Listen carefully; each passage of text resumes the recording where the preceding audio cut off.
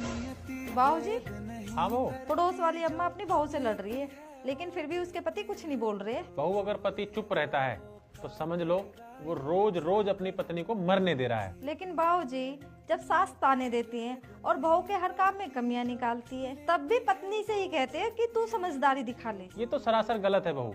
समझदारी का बोझ हमेशा बहू के कंधों पर ही क्यों रखा जाता है? पति का पहला फर्ज है कि वो अपनी पत्नी की इज्जत का पहरेदार बने। लेकिन बाबूजी, पति प्रोटेक्ट करे तो कैसे?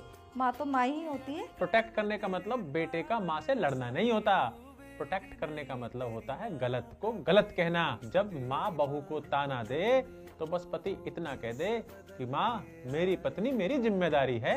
बाबूजी, अगर पति ये भी ना करे तो याद रखना बहू, जहाँ पति खामोश रहता है वहाँ औरत टूटती है, और जहाँ औरत टूटती है वो घर भी धीरे धीरे टूट जाता है। और ये भी याद रखना बहू, घर सास के तानों से नहीं, पति की चुप्पी से टूटता है। क्योंकि अगर पति ने पत्नी को प्रोटेक्ट नहीं किया तो खुद को बचाने के लिए पत्नी घर से दूर चली जाती है। और 100 बातों की एक बात है बहू, अगर पति ढाल ना बने तो तानों की तलवार घर को चीर देती है। काश हर पति ये बात समझ पाता। बाबूजी, प्रणाम।